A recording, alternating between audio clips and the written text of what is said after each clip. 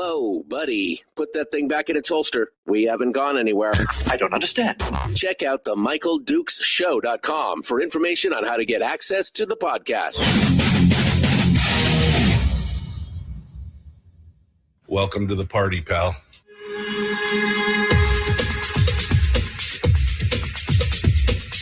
The Michael Dukes Show. The greed and the entitlement is astounding to me. What more could you want from a low-budget radio program? This is a dumpster fire. That was just BS. It is time to get a new perspective. We know just what you need, and we've got just the cure. Open wide and prepare for a steaming hot cup of freedom. I just don't fathom it. The Michael Dukes Show, streaming live across the world. Live around the world on the internet at MichaelDukesShow.com and across the state of Alaska on this, your favorite radio station and or FM translator. Good morning, my friends. How are you doing? What's on your mind on this beautiful Wednesday morning, hump day, middle of the week, downhill slide to Firearms Friday? We can see it from here. Hoping to have Reason Magazine's JD Tuchili on the program with us on Friday. That's what we're working towards right now, and we're going to jump into that and hopefully be able to discuss some stuff with him, including the president and Janine Shapiro's and Pam Bondi's position on the Second Amendment on Friday. It's going to be a hot take. If he's able to be here, it's going to be a hot take. I guarantee it. Guarantee it. It'll be a contentious show, and you'll love it. On today's program, we've got a raft and boat full of headlines and discussions here in hour one. And then in hour two, we're going to be joined by Representative Kevin McCabe, who was just on a couple weeks ago, right before the session started. But he's been writing some interesting articles talking about leadership and kind of lack thereof. And I wanted to get his take and get his thoughts on where things are going and what's going on right now. Because I'm curious as to where the legislature is going for this session. And we'll get his opinion on that here in hour two as he joins us on the program then. Meanwhile, 43 degrees. Is it 44 yet? I mean, it's 40. It's like balmy. I don't know if it's fall spring or real spring. I just can't. I don't know. I don't know. I can't tell. But you can always hope. You can always hope. Anyway, beautiful down here on top of the world in Homer, Alaska. And apparently 40 degrees in Matsu as well, and 12 above out in Fox, north of Fairbanks. So it's tropical heat wave, and we hope you guys are enjoying it for sure. Okay, let's dive into this and get into some of the things that caught my attention, and there's a bunch of them that have kind of caught my eye in everything that's going on out there in the world. I do want to get yesterday there was a Senate press conference. And I didn't get a chance. It happened at 1:00 yesterday afternoon, and I did not get a chance to listen to the whole thing, nor cut it down into bits and pieces that we could discuss. So that's going to be tomorrow's show. That's going to be the first hour of tomorrow's show, and then in hour two we'll be joined by Ben Carpenter, who's been doing his Oversight Live show. I don't know if you've been following that. But his Oversight Live show has been pretty phenomenal. He's been doing a lot of great stuff, and I'm really looking forward to seeing what he had to say. And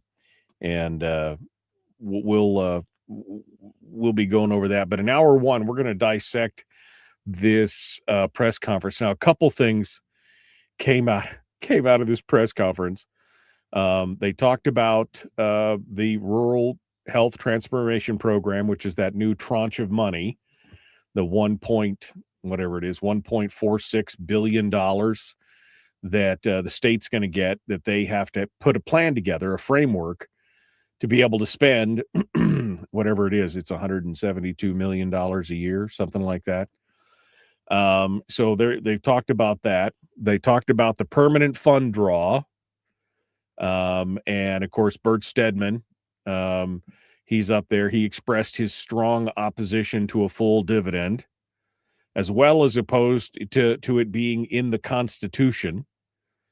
And Kathy Giesel, of course, said that the legislature is going to get to decide each year what the actual number of the cap will be. She's against the constitutional amendment as well.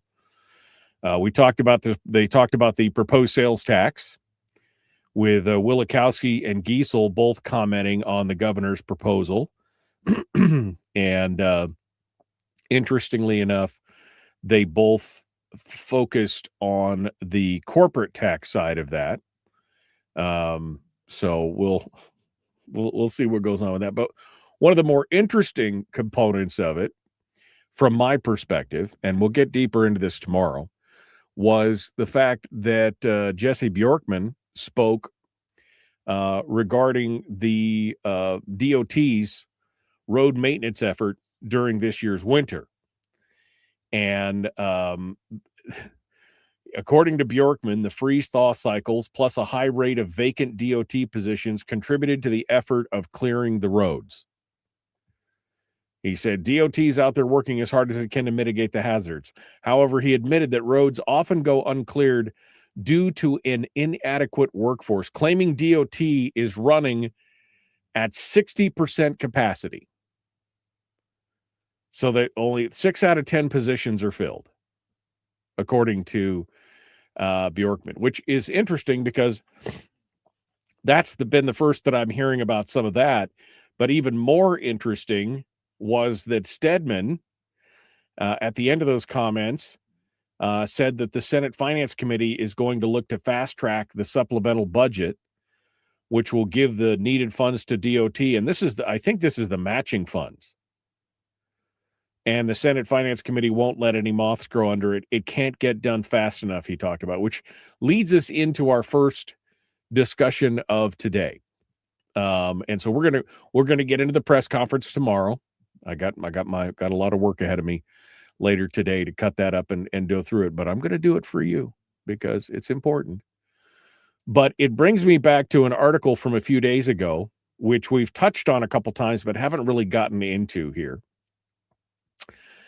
And it's an article from Ira Samuels over at the ADN, and she writes about the construction industry, calling them a coalition of major businesses and industry groups, and saying how that the Dunleavy administration, members of the Dunleavy administration, are contradicting that coalition on how urgently the legislature has to adopt a $70 million funding request. Now, according to the Department of Transportation Commissioner Ryan Anderson, lawmakers have until July 1st to approve the governor's request for a supplemental state appropriation that could then be used to secure an additional, basically $500 million in federal transportation funds.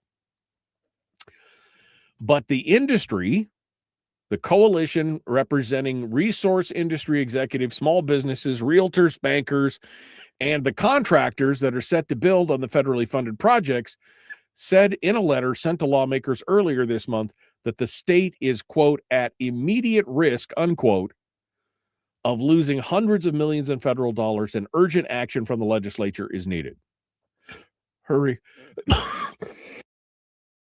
Excuse me. Wow. I hate it when I swallow my own spit. Just immediate risk. Urgent action from the legislature is necessary. Hurry, hurry, hurry. We got to get it now. Now, again, the administration has said, we've got time,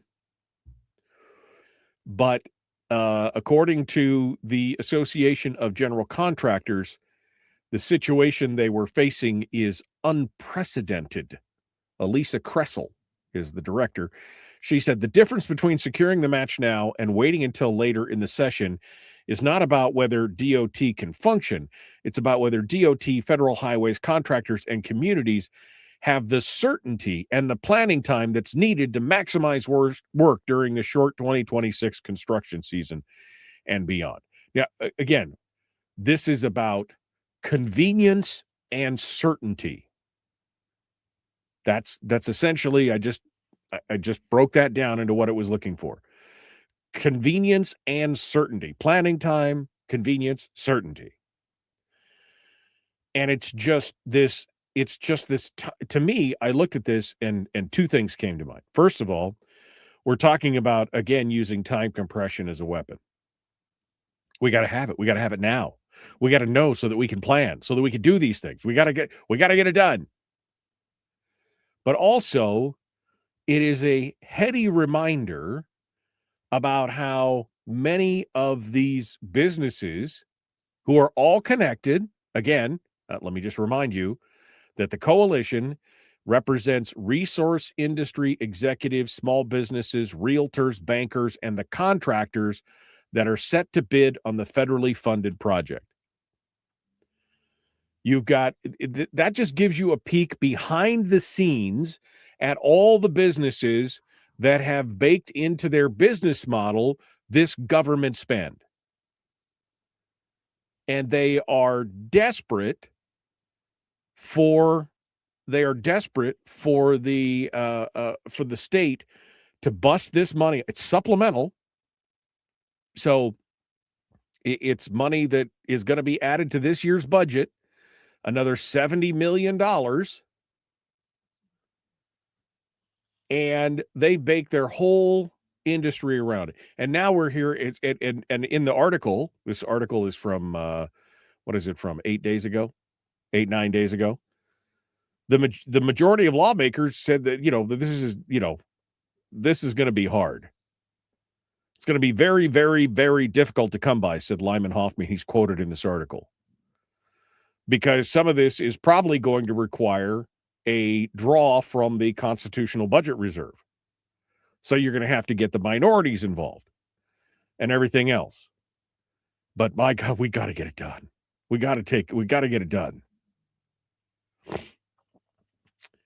Sarah Hannon, the Juneau Democrat, said, if the governor said, I want this passed, I want it passed now, I believe he has a political juice to make it happen. Well, his administration is saying it can come, but it doesn't have to be today.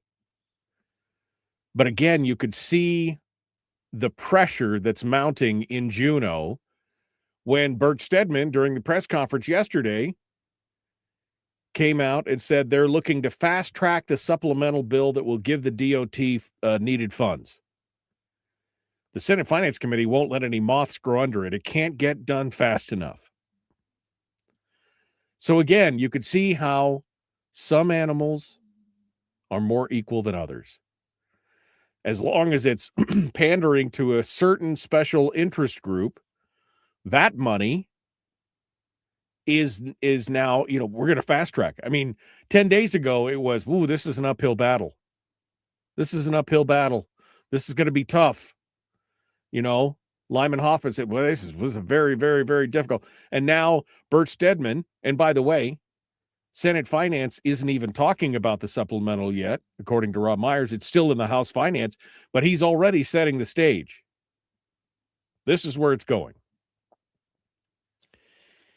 And again, you can see the dependency state in Alaska in full swing, that they absolutely, positively must have that state money to get the federal money, because that's what they based all their business models on and everything else. It's, I have no words for that other than this is what we've been talking about in the state of Alaska, how we've become so rabidly dependent on government spend for everything. So, and then again, to hear this thing from Jesse Bjorkman that 60% of all the of the DOT, they're only at 60% capacity. What it's kind of the first that we're hearing about this. This is why they can't continue to do it. We'll continue on with this, but I'm going to keep an eye on this. We're going to see where this is going. Right now, again, it's in the House Finance. We'll see where it goes from there. All right. We're up against the break, so I guess we'll continue here. I got some other things. I'm wondering if I should get into this. Maybe we'll take a vote. I mean, we want to be a democracy about this. Maybe I should take a vote on the Suzanne Downing article talking about the party house mentality in Juneau. Maybe we should read through that. If you guys haven't seen that article, it's a little, well, I don't know if I should say creepy or just disturbing to see what goes on down in Juneau. Anyway, we'll be back with more. The Michael Duke Show. Common sense, liberty-based, free thinking radio.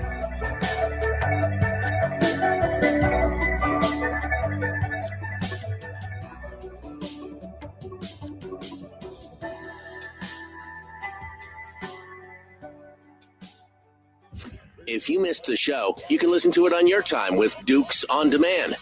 Oh, and it's free. Like America used to be. Streaming live every weekday morning on Facebook Live and MichaelDukesShow.com. Okay.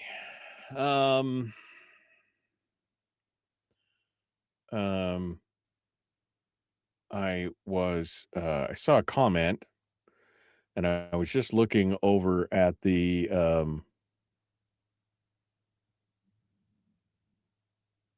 I'm sorry. I'm just I'm looking over at the Daily News Miner, and I don't see the comment. It was Fat Ray who made the comment. He said, "I wonder if the Fairbanks School District's $11 million budget surplus and the board's rush to spend it is one of Michael's headlines." Did I miss something? I didn't see this. I didn't see any. This was not in the News Miner that I saw. Did I miss it? I mean, it's very possible. But Fat Ray, if you could hit me with a link on that or something, or a snapshot or something, so that I know what you're talking about. I had not heard about an $11 million surplus from the schools. Anyway, feel free to hit me with that. Good morning. 36 in Wasilla Fishhook this morning. Ooh, 39 and raining in Soldovia. Brian said he's been doing bits and pieces of Ben's show. I've sat in on several of the shows. He's doing a pretty good job there for sure. Getting better and better. Let's see. Good morning. What's new and exciting? Chris said, man, still trying to get that. I just happened to right at the right time get that spit in the back of my throat. DOT employees can find better paying jobs than working for the state, says Chris. Well, yeah, I mean, they are out there.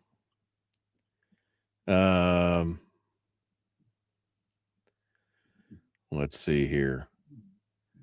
What privatize our roads? The federal funding stipulations are part of the problem. Yes, it's all about time preference and compression.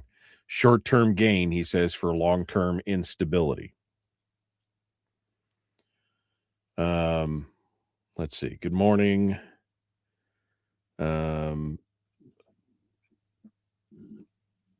They had been talking about this last year. This is the DOT funding, said Joshua. And so they dropped the ball already. Corey says, is it the money, the reason the DOT employment numbers are down, or is it the lack of employable people? I don't know. Again, This is one of the first times that I've heard about this dearth of employees at, again, only being able to work at, whatever capacity. This is the first that I'm hearing about it. So we'll see.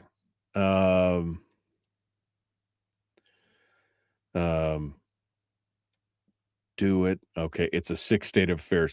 Terry's voting for me to go over the Suzanne Downing article. That lays some of this stuff bare in the deal. Okay, thank you. Somebody just dropped me a link to this. I don't know how I missed this yesterday.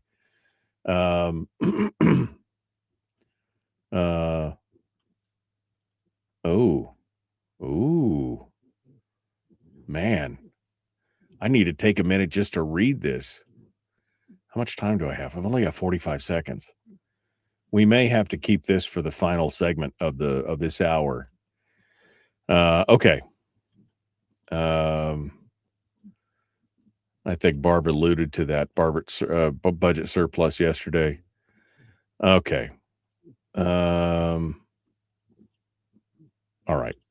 DOT Northern Region is a lot more than a decade ago. Mainly because of unfilled positions, but this year has been the best year of snow removal in all that time, almost as if they didn't need so many employees.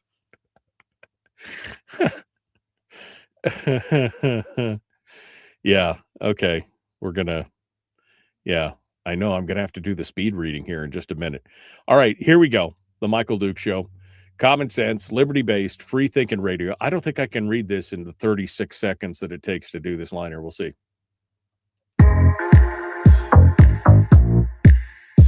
The Michael Duke Show. Not your daddy.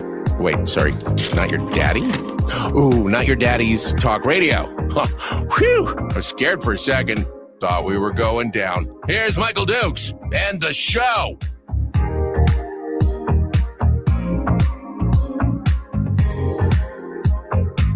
Okay. I didn't get all the way through it, guys. Trying. All right. I want to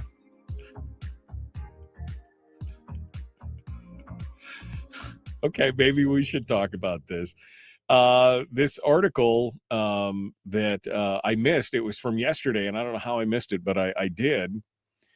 And maybe we should just go through it together. Maybe we'll just go through it together. That makes sense. I gotta highlight a couple comments here from folks in the chat room because I'm a little confused by this. So what caught my attention was earlier in the program, as we were just starting on the air, Fat Ray, who's watching on YouTube, said, "I wonder if the Fairbanks School District's $11 million budget surplus and the board's rush to spend it is one of Michael's headlines for today." Well, it wasn't until now. So I guess we'll all learn together. How about that? We'll all do this together. Because I was looking for the article, and ironically, I was looking for the article on the Fairbanks Daily News Miner, but no, it wasn't there. They didn't have anything about it. But over at KTUU, Alaska's news source, they did have it. And here's what the headline reads. Fairbanks Borough considers clawback of excess school district funds. The Fairbanks North Star Borough may be reallocating $11.4 million in school district funds after a preliminary annual audit completed by the district found that the district's fund balances to be in excess of the amount allowed by borough code. Per an ordinance passed in 2018, the combined balance of the district's general fund, risk management fund, equipment replacement fund, transportation special revenue fund, and food service special reserve fund cannot exceed 40% of the borough's local contribution for that fiscal year.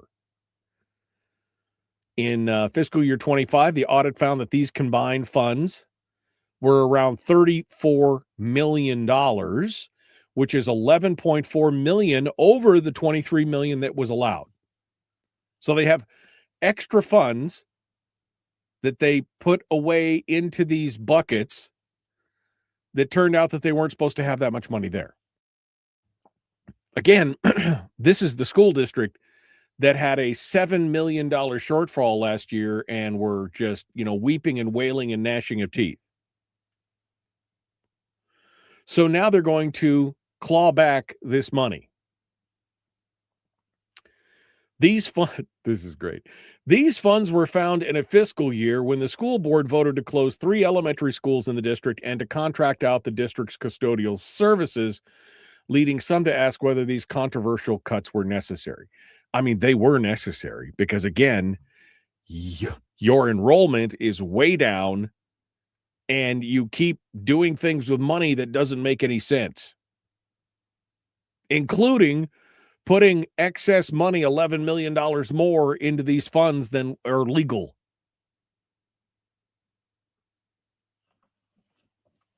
School District Chief Operations Officer Andy DeGraw said the district could not have anticipated the rise in its fund balance when it was making decisions for the next year. It couldn't? I mean, it can't. Mayor Hopkins raised the point that the excess funds were found to be in the district's possession for the 24-25 school years and argued that certain factors, including healthcare enrollment numbers, would have been available to the district when they were making budget cuts in 2025. He doesn't believe that the district was intentionally trying to hide away money on purpose. Jesus. Okay, people, seriously. When you got things like this going on, and you've got a school district, which, by the way, this is a school district that is suing the state for insufficient funding, and they ended up with a surplus that was so huge that they actually broke borough code. It's the same district that is suing the state for inadequate funding, just opened up the couch cushions and said, oh, look at that, $11 million. Man, what did we have last year? A $7 million shortfall? Oh, yeah, we did.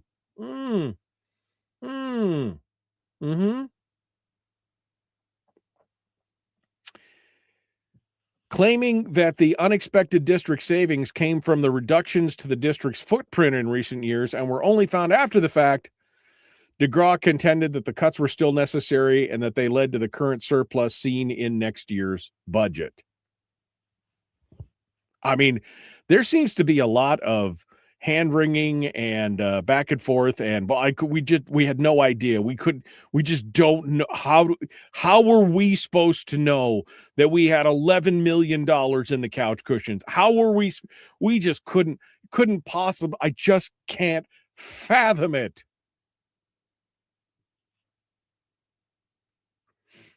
He noted that many of these funds that we just talked about, all these various funds, are holding amounts that the district has already allocated for certain purposes, including bridging gap between fundings in need, purchasing supplies, and funding health insurance claims. Many of those funds.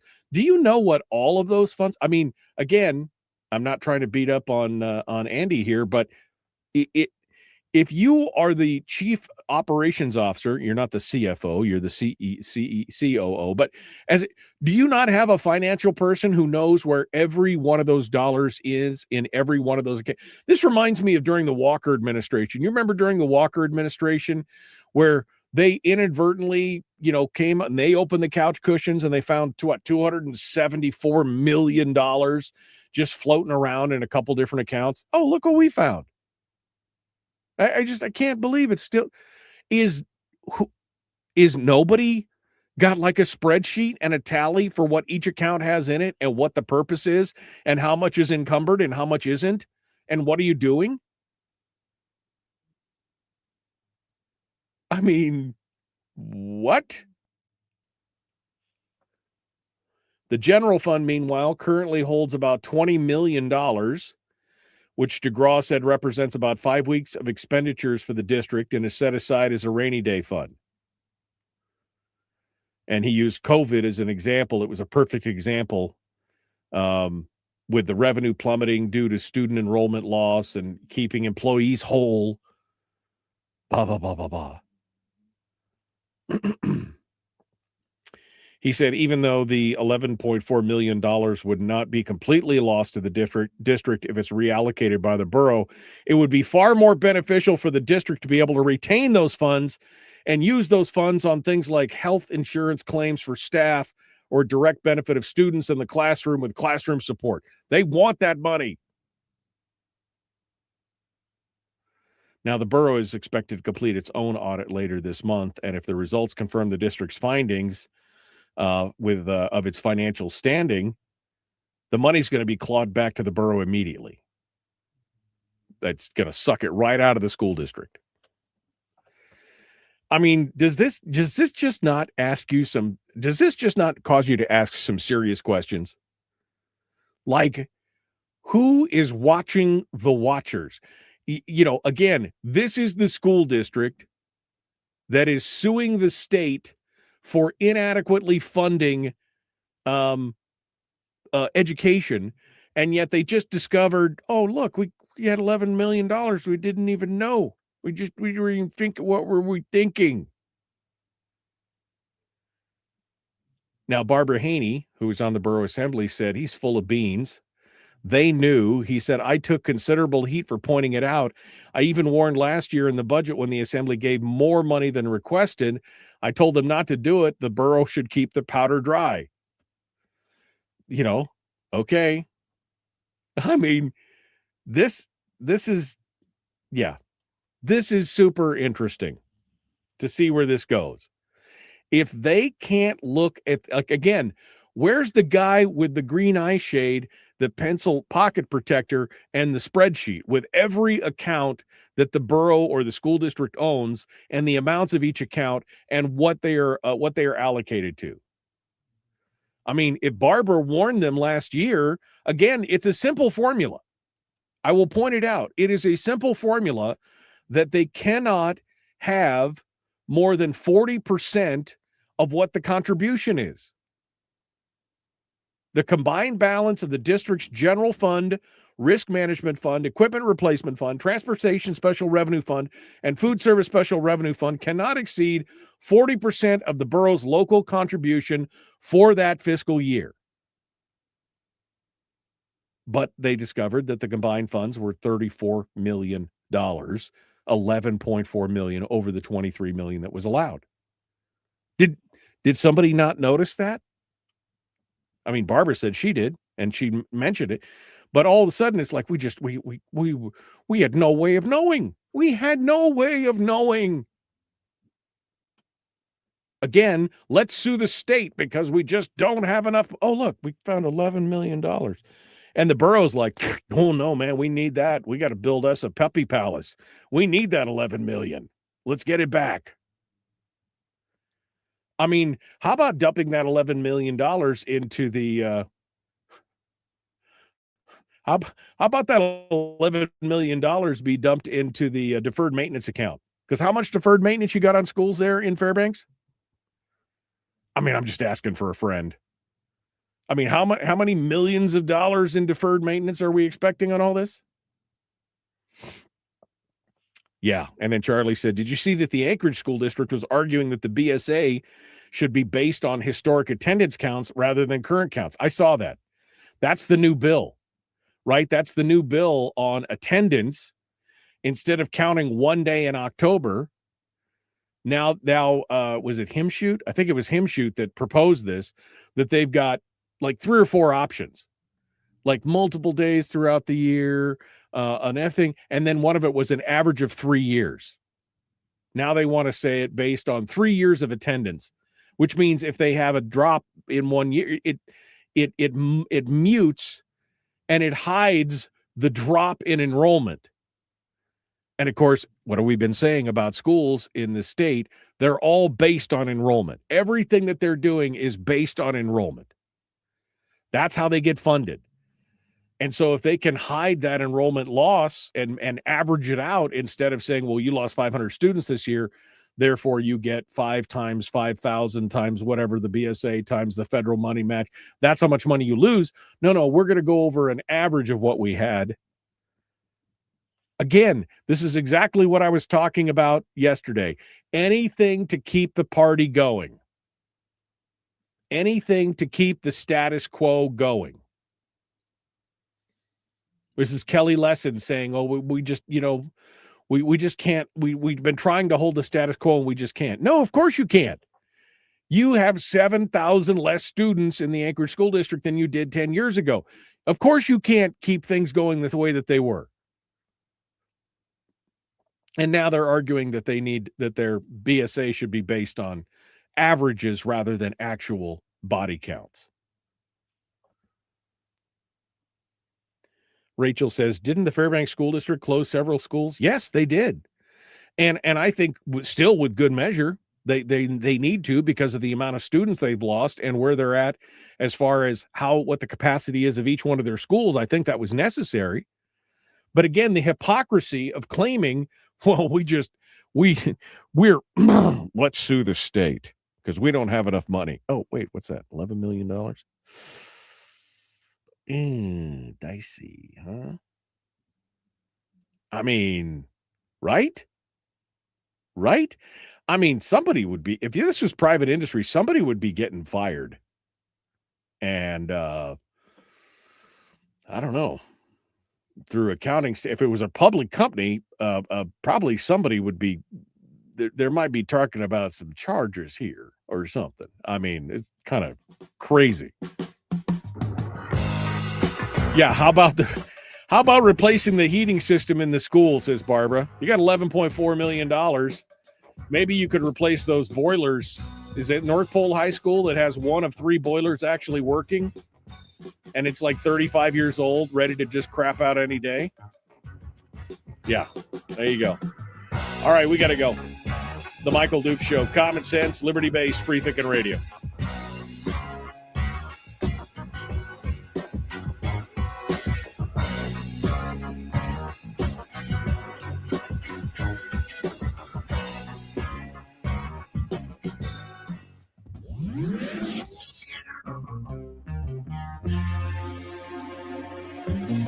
Listened to by more staffers in Juneau than any other show, because their bosses told them to. And after what they just heard, oh man, they're going to be pissed. You're a bad, bad man. The Michael Duke Show.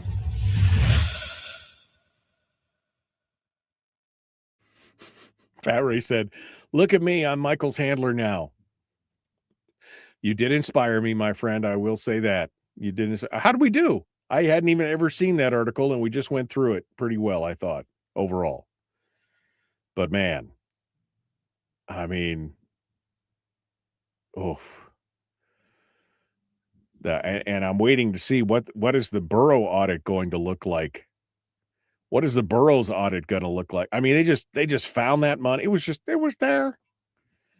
That money was just there, sitting there.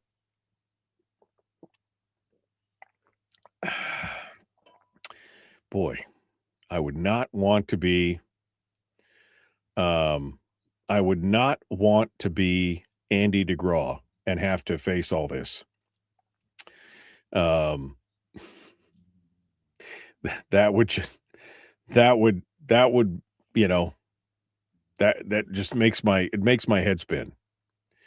Morgan Dulane is out there trying to defend the school district. And she argued that the financial position the borough found itself in during the audit was not common, and to have budget based on uncertain funding would have been irresponsible. Yeah, but nobody even knew about it. Or if they did and were pointed out like Barber did and then got chastised for it. Yeah. Whew. I think we need to have a convo about that. I think we need to have a deeper conversation about that. Okay. Let's see. Let's do some Democratic stuff in the chat room here. I got a couple things I could talk about. I could talk about, again, Suzanne Downing's talking about the leg wrestling and party mentality down in Juneau, which makes me feel kind of skeezy. When I read the article, I was like, I need to take a shower. Or we could talk about the average Alaskans' inability to analytically look at what a potential sales tax would do and to not get emotional about it. What do you think? What do you, the sales taxes or the skeeziness? What should we talk about? Sales tax, skeezy. Sales tax, skeezy. Skeezy, sales tax. You guys tell me. You guys tell me. Can we discuss as well the $2 million busing cost for the Matsu Borough School District with the bus drivers threatening to strike again? I saw something about how the Matsu Borough is going to start passing out gas cards to parents so that parents can take their own kids. Is that where we're at? I mean, is Durham? I mean, wow. Leela says it's interesting how they found the money after the school board swung blue. I wonder. Layla, your morning texting game it's hurting me, sister. I'm trying to read between the lines here. I could just see her typing on her phone. Like, is it the one? I'm trying to read it. I love it. Let's see. All the education that man has, and he couldn't do math. I mean, yeah. Let's see. I'm scrolling backwards here. That's hilarious and actually sounds expected. It's like watching a kung fu movie. What? We are the government and we're for the people. Okay. All right. I'm seeing articles. Okay, here we go. I'm seeing articles with a much lower $2.6 million. Fat Ray says, I'm seeing articles with a much lower $2.6 million figure in the headlines. Seems some of the prostitutes have realized how bad this looks after all the drama last year. I see your comment yesterday, but Duke's got in his sales tax. His blinders are on. I mean, again, I'm asking you guys, should I talk about the sleaze or should I talk about the sales tax thing? You guys guide me. I'm ambivalent either way. They're good stuff. The state dollars that have been contracted are not fulfilling their obligations. Yada, yada, yada. Okay, I'm caught up to where I was. Now I'm just trying to figure out the context of what you guys are talking about. Melila says, I guess Melissa was right. Cut the spending and the budget has a surplus. Amazing. and a preempted special vote for more money that was 2 years ago that they needed $10 million for more money and they found 11.4 in the bank. How does that work? I didn't even get to that. Okay. Let me scroll to the bottom here. What are we talking about? What are you guys saying we should talk about? Sales, sleazy, sneezy, sales tax, yeezy, seezy, sneezy. Let's talk about skeezy. You guys are killing me. We did taxes yesterday. Let's talk about the sleaze. Okay. I mean, sleazy is it is then. Here we go.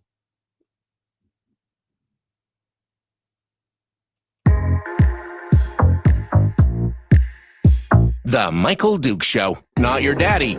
Wait, sorry. Not your daddy? Ooh, not your daddy's talk radio. Whew. I was scared for a second. Thought we were going down. Here's Michael Dukes and the show.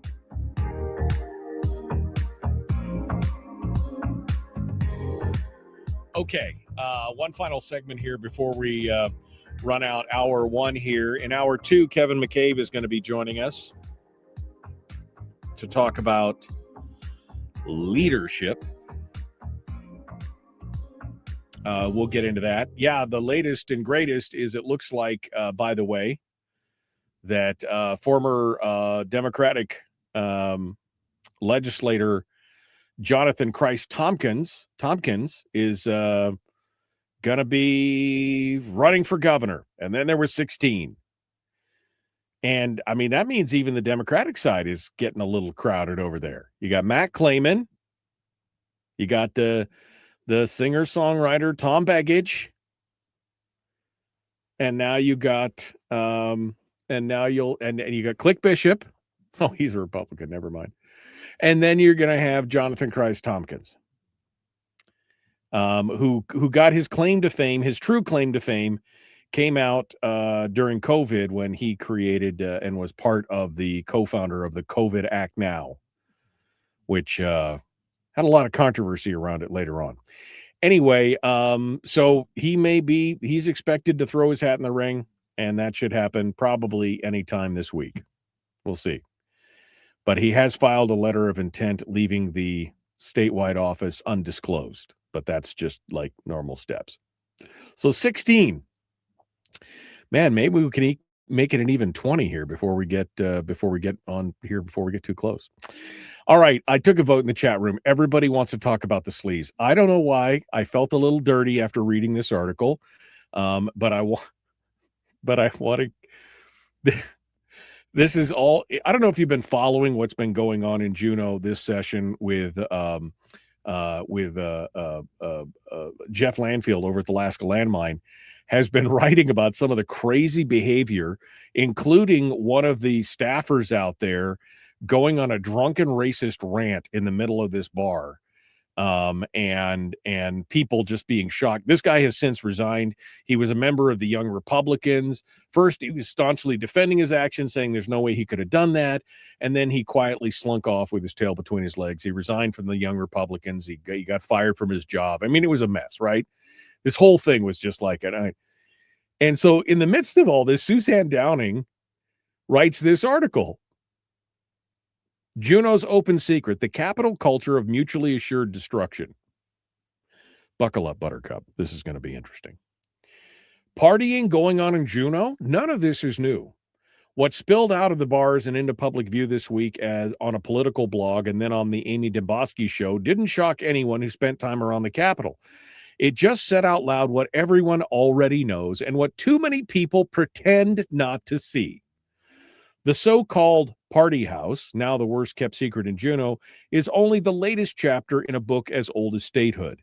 Affairs between married legislators and staff, drinking that starts in committees and continues long after work, drugs and drag shows, secrets that are whispered but in reality are common knowledge, and the wink and nod understanding that as long as everyone keeps their mouth shut, the behavior can continue. The culture is one of mutually assured destruction if anyone blows the whistle. Amy Demboski, in an especially candid segment on her show, said, "You better not slip in the hallways of the Capitol because you might pick up gonorrhea." This is a... What? The what? The Capitol culture goes way back.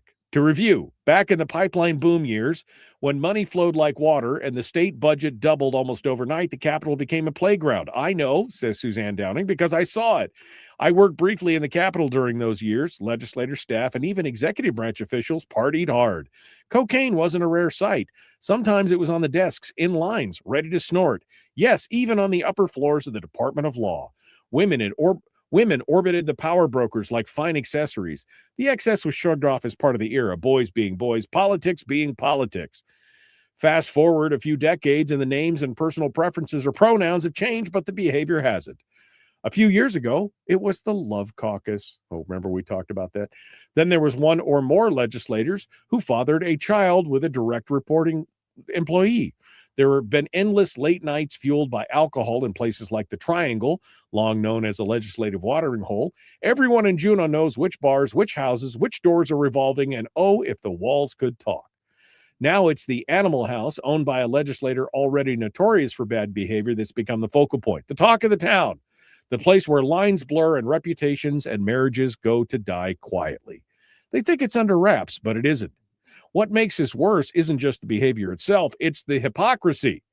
This is a legislature that lectures Alaska about ethics, accountability, and trust in government. A legislature that passes rules for everyone else while quietly exempting itself from basic standards of conduct. A legislature that wonders why public confidence is collapsing while behaving like the Capitol is a frat house, but with better suits. Not every legislator or staffer is involved, not even close. Many come to Juneau to work, serve, and go home. There are many that do their jobs, who call constituents back and toil late into the night. But the tolerance of this behavior stains everyone. Silence becomes complicity.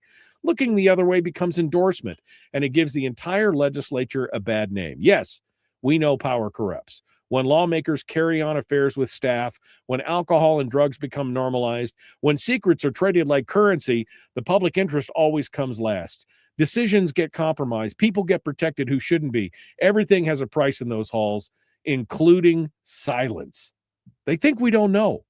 But many of us who do know who is doing who, where they're doing it, and how many more are in line. As they say in Juneau, you don't lose your girlfriend. You just lose your turn. The party is spun out of control. Those involved, you know who you are. We do too. I'm like, this. I mean, is it me or do we just need to take a shower at this point? I mean, I have heard all the rumors, but I mean, again, having not spent really any time in Juneau to go over this stuff, I could never confirm that kind of stuff. But man, I know I have heard all the rumors. And yes, I think it's time to name names. I think it's time to name names. If mutually assured destruction is what keeps everybody silent up there, you know what? Just call it out. Just call the bluff and say, you know what? We need to know. The Love Caucus and fathering children with your staff members. That when you're married, I mean, wow. I mean, is this place, I'm just wondering, should we go find Lot again? Is this place Sodom and Gomorrah?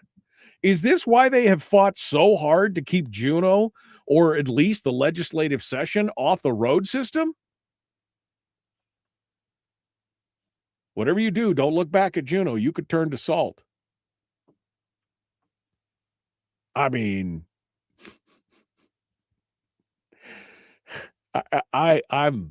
I'm just, again, it's not shocking to me. What's shocking is that Suzanne Downing seemed like she had it up to here with everything and decided to kind of put that out there. But you know what would have been more interesting? To name the names. I'm interested to hear it. I mean, I know some of the names, but I want to get more details on this and get all, again, because if it is mutually assured destruction, you don't tell my secrets. I won't tell yours.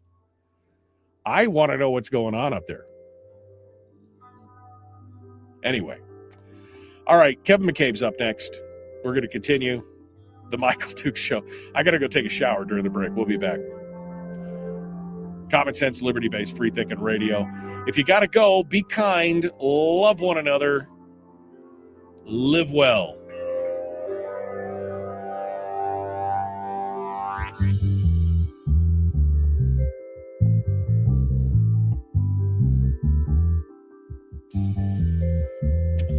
Yeah. Lisa said, my husband read this to me and I was like, juicy. Yeah, I mean, it's like spilling the tea, right? I mean, spill the tea. My God. Yeah, the whole Love Caucus thing and everything else. Oh. Culture of mutually assured destruction, where reputations and marriages go to die quietly. That's kind of spooky when you think about that. Anyway, I mean, again, we got the whole Vico thing. We got the CBC, Corrupt Bastards Club. Now we got this and everything else. It just proves again. It just proves that, this is what we all got going on. I see Kevin is joining me in the green room. He says he is not a party animal. Yeah, wait a second. I gotta fix. What? Let me fix this here because there we go. Boom. Okay, now I could fix Kevin. He said, he says he's not a party animal. We're gonna fix that right there like that. Okay. Okay. Anyway. Yeah, I mean, it's time to name names. It's time to call out. It's time to call a spade a spade. I mean, why do we keep putting up with this? You should do the show as that wrinkled character with the ring. This is Chris Story. We're still talking about Lord of the Rings from yesterday. He wants me to be Gollum on the show. That's the That's what he's looking at here. Okay. I mean, Joshua says, we are all pretty libertarian in Alaska, right? Yeah, is that is that what we're saying? The libertarian is the hookers and blow caucus? Is that what we're talking about? Brian calls it the sleaze caucus.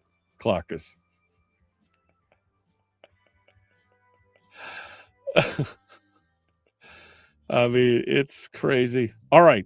Let's CM says they will never call out the names because of many backdoor deals have been made, and that will be exposed too. We'll see. Yeah. All right. Let's see. Let me I think I'm all caught up. Fat Ray says all the Dem names could be released tomorrow with proof. None of them would be affected and would keep doing it. Well, that might be true. That might be expected behavior from the Democrats. What would be shocking to you is all the names that I've heard thrown around for years on the Republican side of things, people who are, quasi luminaries in the whole system. Chris says there's a reason they don't want the Capitol on the road system. Absolutely. Harold doesn't want to talk about this. He says this is moldy. This is a moldy. Can't we find something interesting to talk about? I thought that was kind of interesting, but your mileage may vary. 100%. The Libertine Caucus. Ooh, see, there's some smart. That's there. You know what? Someone's been doing some reading there. Brian says the Libertine Caucus. That sounds. That's remember. All right.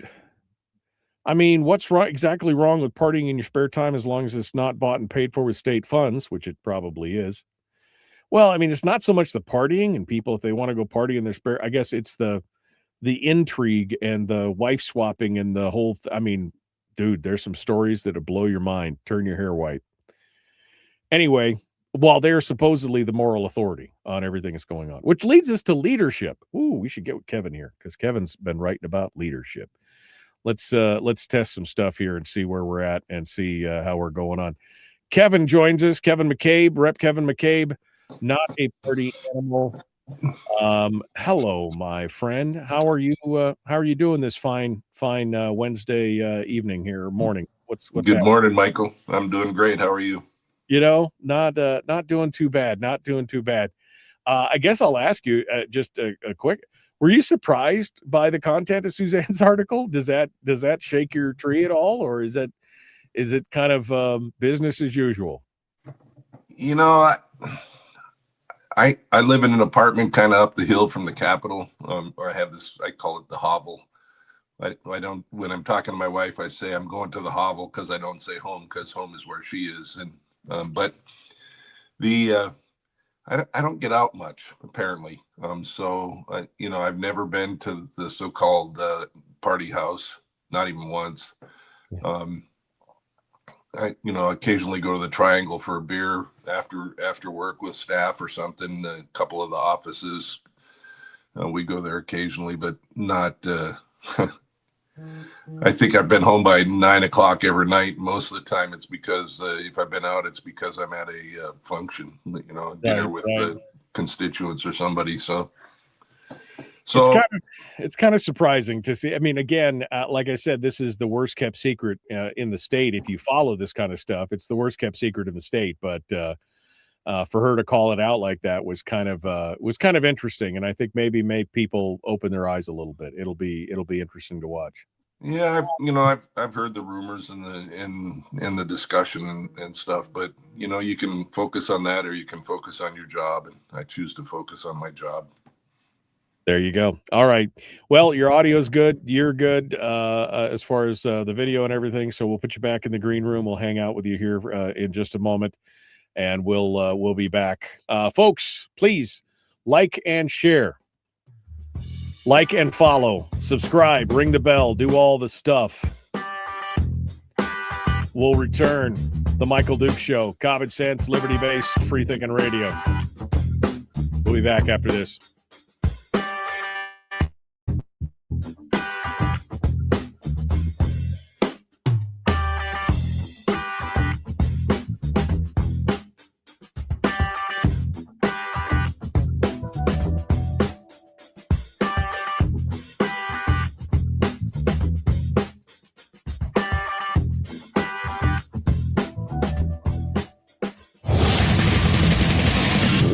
Buddy, put that thing back in its holster. We haven't gone anywhere.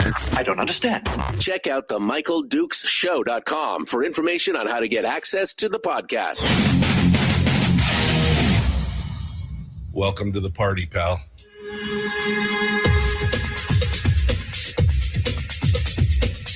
The Michael Dukes Show. The greed and the entitlement is astounding to me. What more could you want from a low-budget radio program?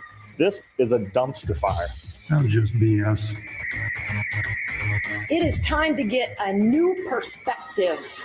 We know just what you need, and we've got just the cure. Open wide and prepare for a steaming hot cup of freedom. I just don't fathom it. The Michael Dukes Show, streaming live across the world. Live around the world on the interwebs at michaeldukeshow.com and across the state of Alaska on this, your favorite radio station and translator. Hello, my friends. How is you? You ready to go? Hump Day edition of the show, Wednesday.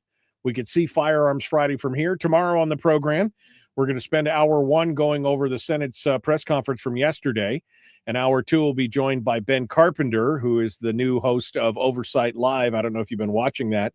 Every evening at 7 p.m., he does an hour of commentary and analysis of the news of the day from the legislature. It's some interesting stuff. And you should go over and find him on YouTube, Oversight Live on YouTube. He'll be here tomorrow at 7 a.m. And then on Friday, we're working on having JD Tuchili from Reason Magazine on. Let's fingers crossed we can make that happen. Meanwhile, today on the program, hour two, we just talked to him just over 2 weeks ago. We talked to him right before the session got started and trying to get a feel for where the session was going. And then it started and things were happening. And then he wrote a couple articles, one of which was talking about leadership, lead, follow, or get out of the way, which was a good article. But I was left feeling like Kevin was trying to say something, and I wanted to know exactly what he was trying to say. So I invited him on the program to discuss it. And joining us this morning, Representative Kevin McCabe from the Big Lake area. He joins us right now. Good morning, Kevin. How are you, my friend? Good morning, Michael. How are you? You know, it's never a dull moment. That's the one thing. There's never a dull moment when the legislature's in session. I can almost guarantee that. But let's get to it. We talked right before the session started, and you had some predictions and things that were going on, and then I saw this article that came out, and I'm just curious. The genesis of the article. What caused you to write it, and what are you saying? Because I think you've made some good points about leadership, but I'm trying to decide where you're applying the metric here. So let's talk a little bit about this and see where you're at here.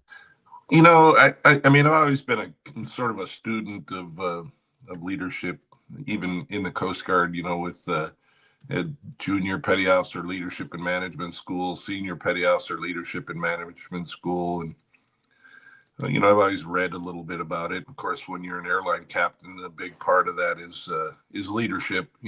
Understanding how you get a job done through other people, essentially, because you can't do everything yourself, right? Same with the legislature. So that was more of an introspective article, maybe whiny a little bit, I suppose. I say that I study leadership a lot, and I do.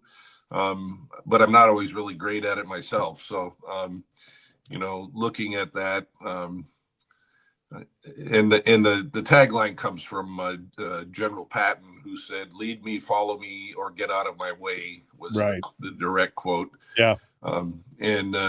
So sometimes I feel like that, and it's not just limited to any one person or any one thing. It's the entire legislature. We get so micro-focused on one certain thing, whether it be the PFD or the budget or the BSA, or we forget that we are a group of 60 people, 61 if you include the governor, that have to pass laws in a very messy process that that affect all of Alaskans. So I think that, you always hear or you read that leadership or abhors a vacuum, that if there's not somebody there leading, strong leader, um, whether it be a governor or a head of a body or head of a caucus, then bad things happen, right? It just Right. things Well, just sort of happen. So it was kind of an introspective article. I do that a lot in my Substack, where I think about things a lot when I can't sleep at 2 or 3 in the morning, and so I get up and write about it. And sometimes even I am surprised at what flows out of my fingertips, I guess. So sure. I'm not so sure that had any really great special message. There maybe in the moment it did, but that oftentimes gets overcome by events. So Well, and I think even if it's a generalized arrow being kind of shot at the problem in the process, I mean, we've talked about on the program over the years, a problem with lack of leadership in the party. That's led to a lot of things. We've talked about lack of leadership in the various caucuses, or iron-fisted leadership in certain ways. One of the interesting things, though, I think that you talked about here in the article is kind of this problem with avoidance. How if you're a leader who is a little too empathetic or a little too vacillating or a little nervous, you're trying to, there comes to a point where consensus building becomes avoidance, right? You don't want to get stuck into something that's too tightly principled because you might offend someone or something. And I think that's a valuable lesson to learn, is that there has to be a principled part of this where you can't just vacillate, because avoidance becomes a strategy, and then you satisfy no one at that point, right?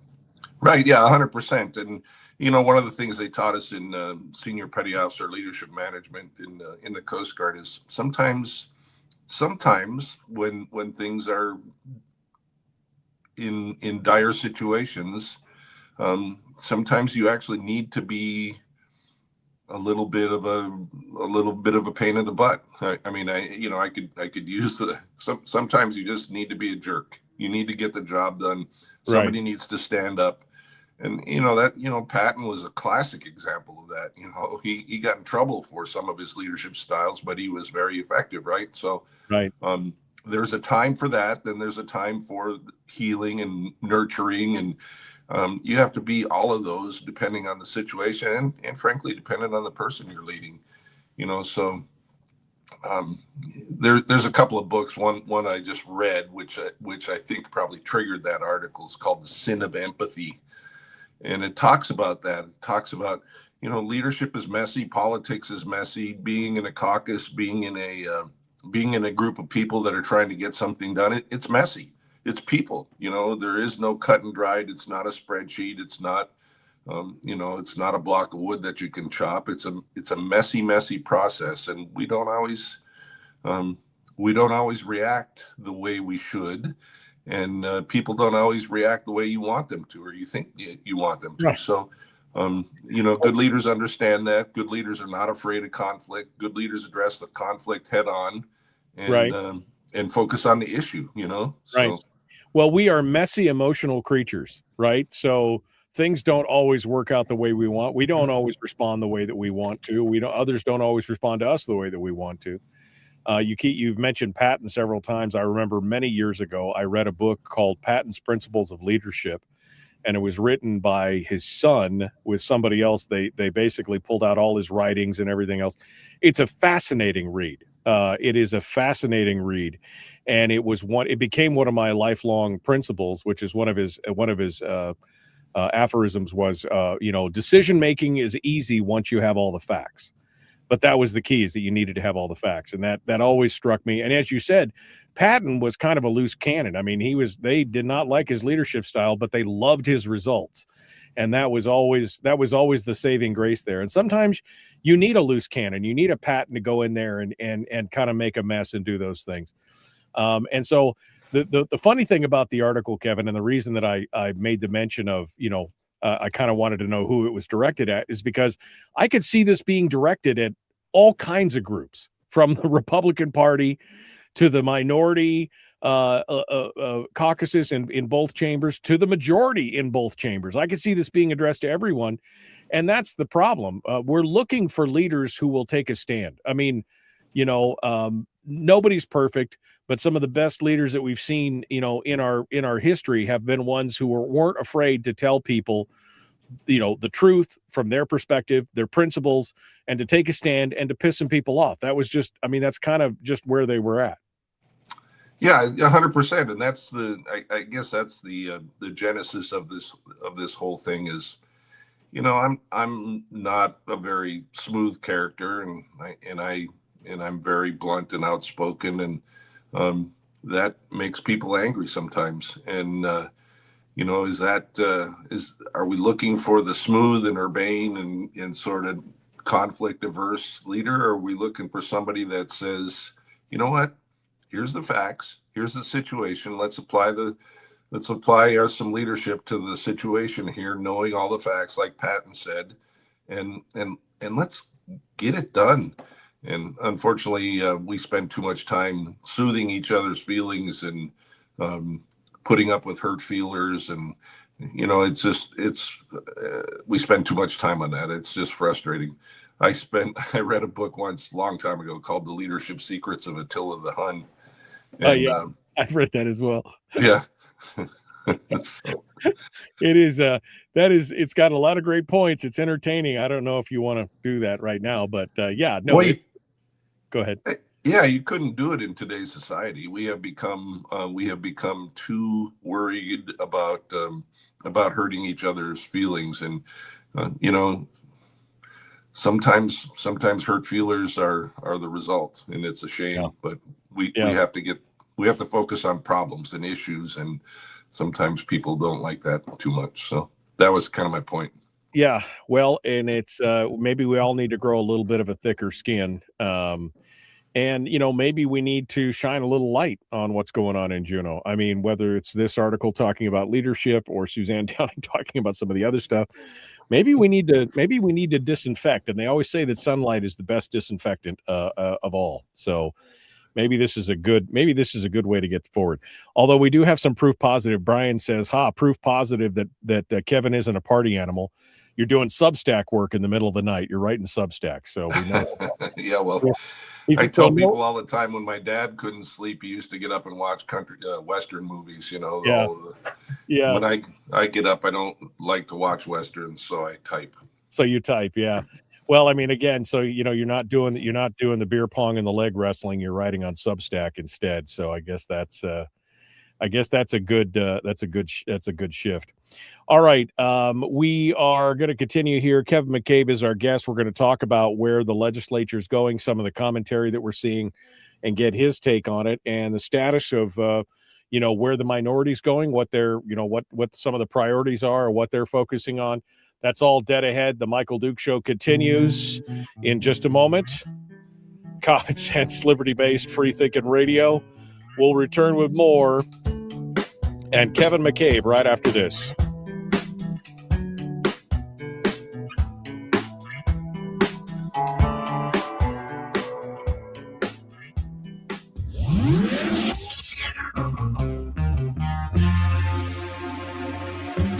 Tune in Friday for our weekend entertainment and movie streaming review with our guest critic, Willie Waffle.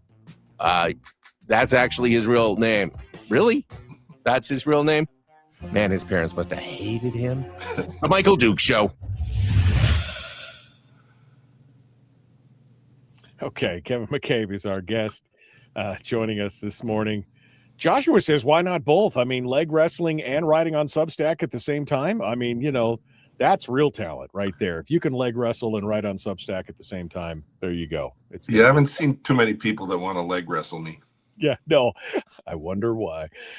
Anyway, Willie says, I have a regular crowd out here on the Delta living with hurt feelings from my posts. I mean, that's the thing. Sometimes, I mean, quite honestly, I think that's one of the reasons why Trump was so popular, was because he just said whatever he thought at the moment, right? And there was no filter, there was no nothing. People got their feelings hurt, and a lot of people were like, maybe they felt like the days of touchy-feely leadership were over. I mean, Trump's got his problems, but saying what was on his mind was never one of his problems. And I don't know if his leadership style is exemplar, but I would say that it is an example of what you're talking about there, and basically just kind of, saying it like it is and not worrying about people's feelings being hurt. Yeah, I had a conversation last night with a constituent, actually, Joe Usavelli, and we were talking about the presidents, the various presidents that we've had in the United States. Do you realize that only 2 presidents were U.S. senators? Only 2?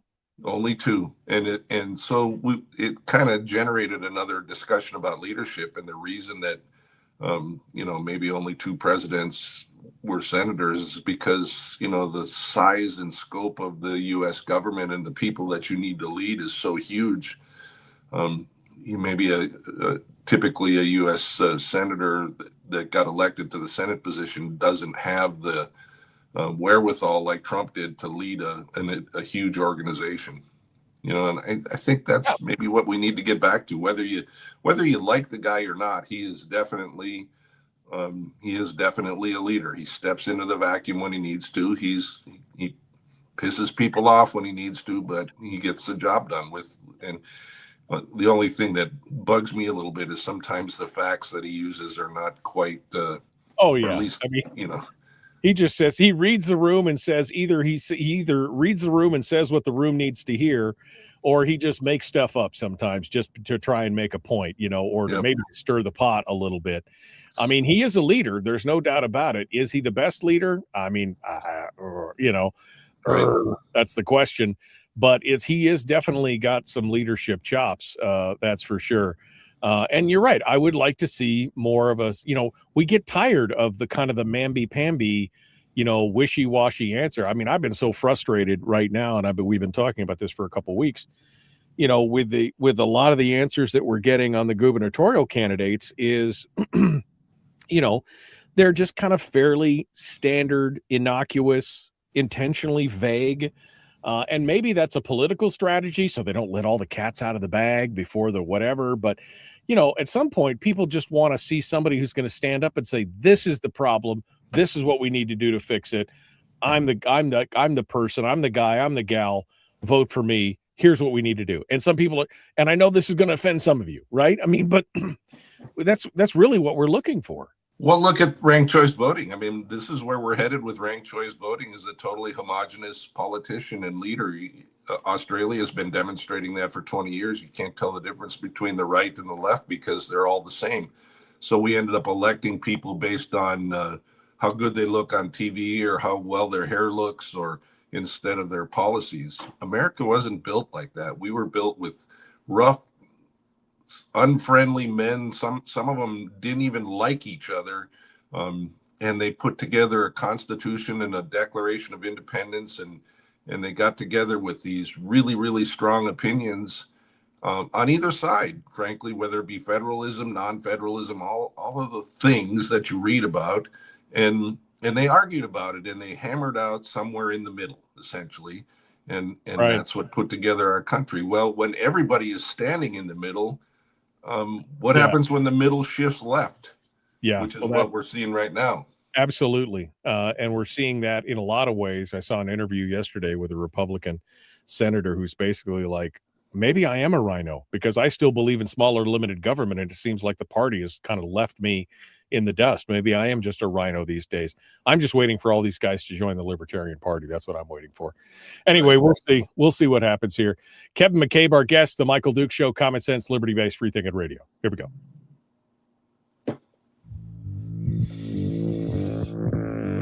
Today's recipe is the important Alaskan news of the day with a dash of sardonic smile, a pinch of eye twinkle, not that you can see that on the radio, and a touch of acidity. It goes down easier like that. Don't question our recipes. The Michael Duke Show. All right, Kevin McCabe continues with us here on the Michael Duke Show. We are running for the hour here. We just finished talking about some of his Substack writing, and I recommend you do go out and follow Kevin's Substack because there's There's a lot of good stuff out there, a lot of thought provoking things out there. But Kevin, here we are. We're 2 weeks into the session, and a lot of stuff has happened so far, but we still don't know where we're going. I mean, now we're talking about trying to rush through this, for example, this supplemental budget with all this money for the match. The governor's administrative team is saying that there's really no rush. We've got till June to do it. All the industry people who are dependent on that government spend are rushing around with their hair on fire, pressuring their legislators to get it done.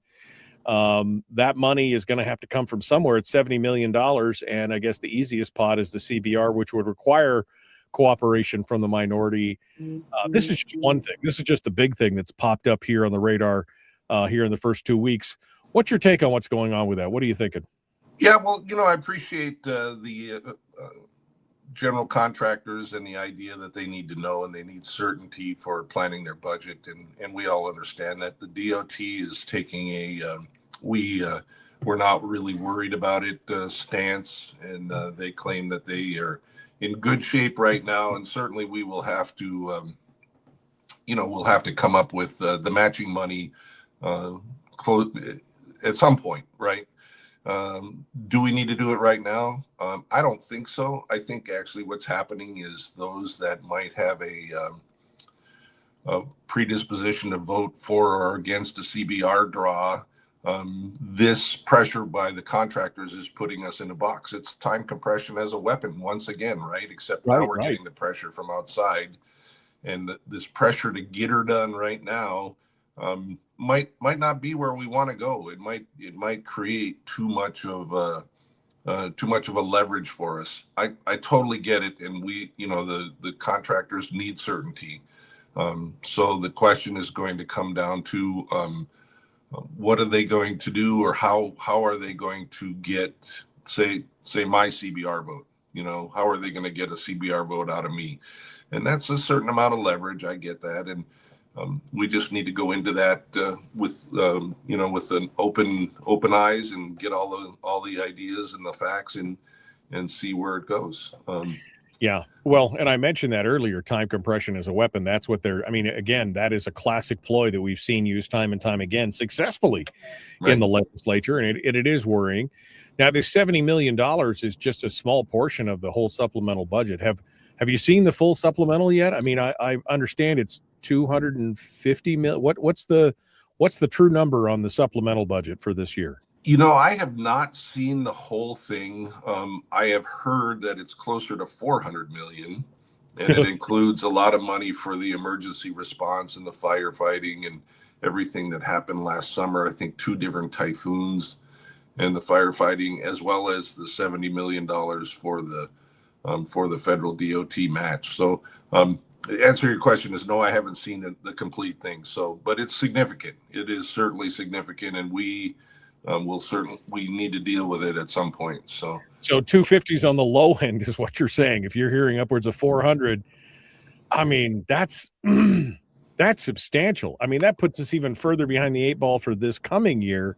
Right. If we've got to fork out 400 million for the current year. Right. And part of the problem now, and I'm going to shift your narrative just a little bit, but we have legislators that have decided that we are going to start doing away with some of our money producing instruments such as ADA. So there's a bill right now that I'm fighting Ashley Carrick on, HB 124, that wants to completely gut ADA. So ADA has given us $500 million since 1996 into the budget, and she wants to put an eco-terrorist on the board and it doesn't say that in the bill, but she wants to put a member from a environmental group, Salmon State or whoever, on the board, as well as 2 legislative picks, one from the Senate, one from the House, and then gut what ADA can do for down to put a cap on what they can do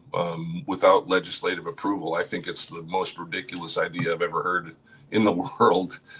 And What's the justification for that? What I mean, why? You know, I mean, I'm not saying it is the greatest thing in the world, but it has brought in some money. If it ain't broke, don't fix it. What's the justification?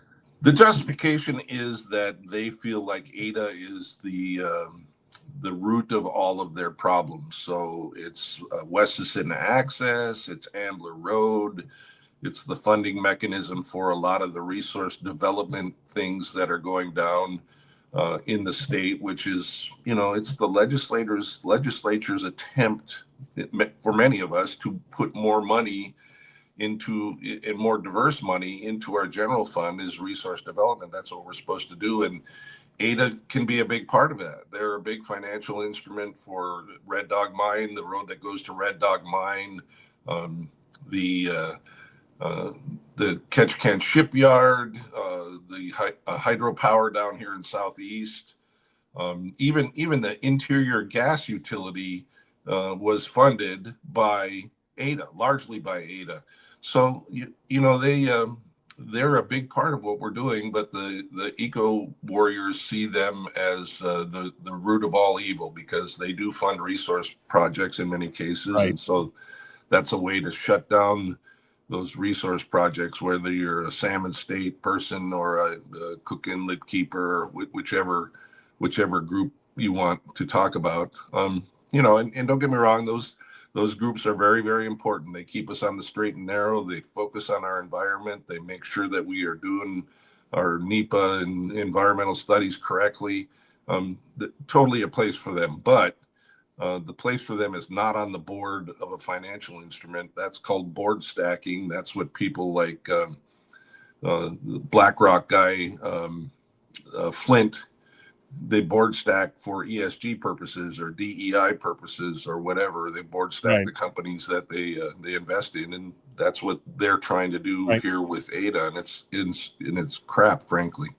Well, it sounds like they're trying to just shutter resource development in total, which again, as a resource state, that definitely makes it a little difficult.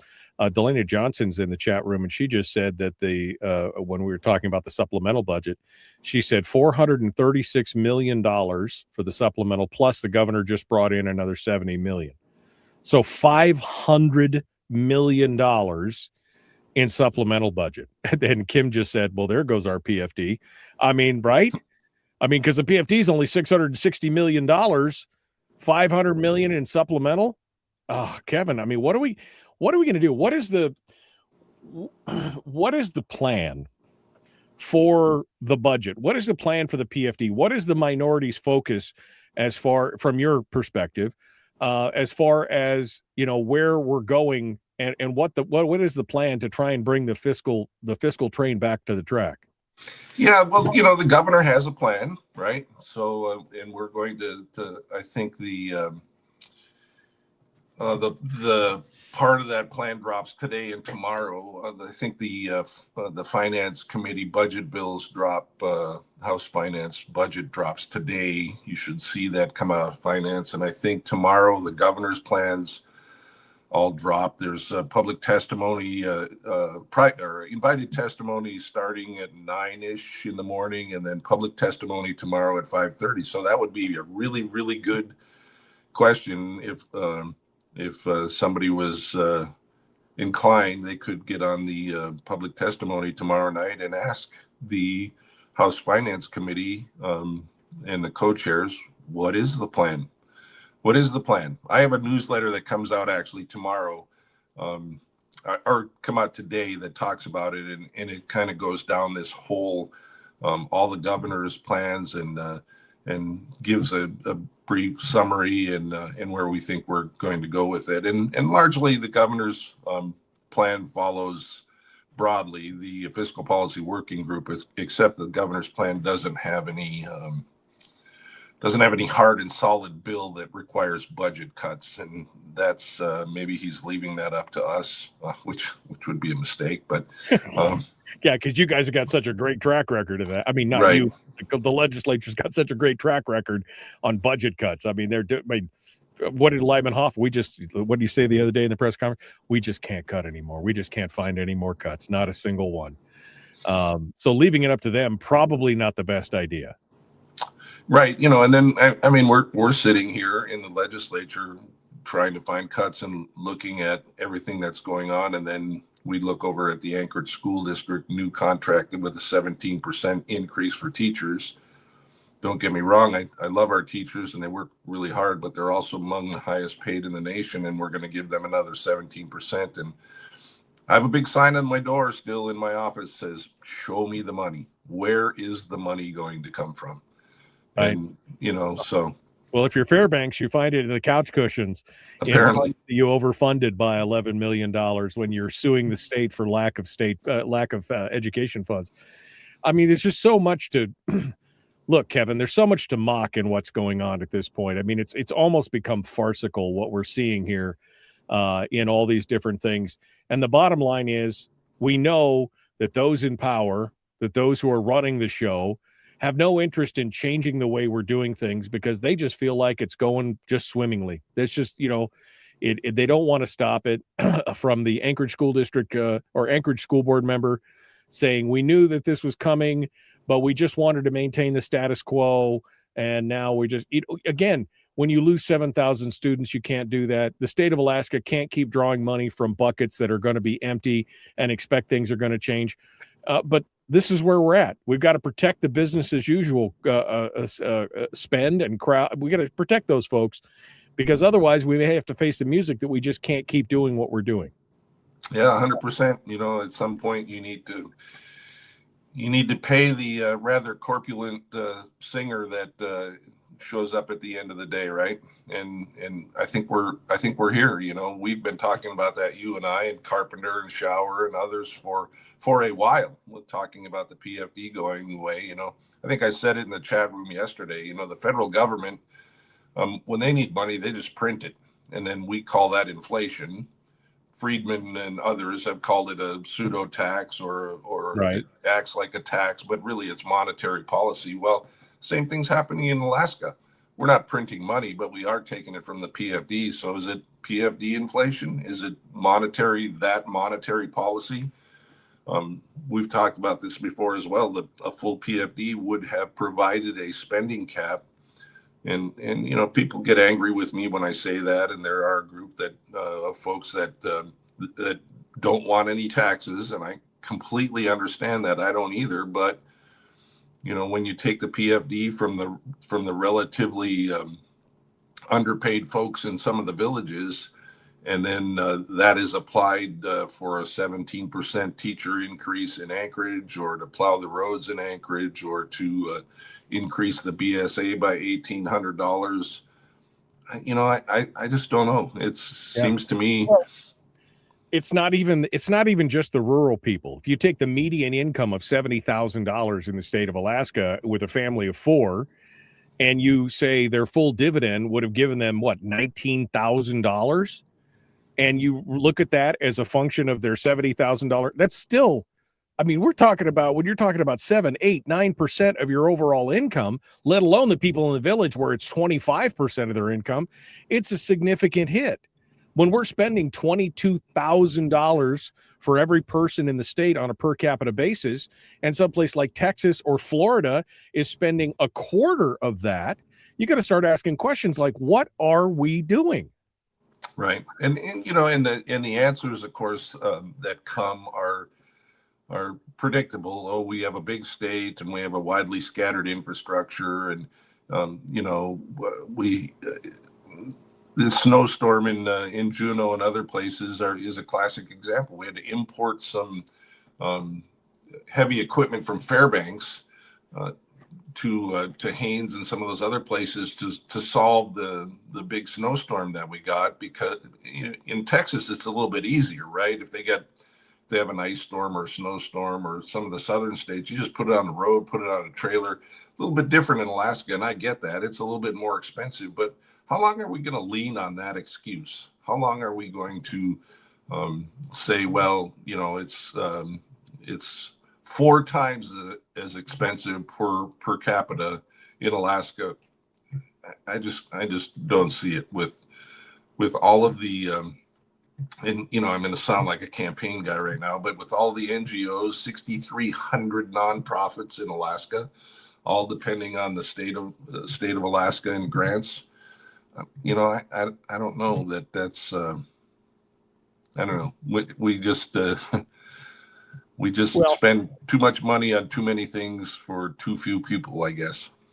You know, and I was going to talk about this earlier until I got sidetracked on the Fairbanks thing. But, you know, this question about, you know, Alaskans facing the tax idea and how they become, I mean, just the Facebook comments on some of this stuff is just insane because people just don't seem to understand.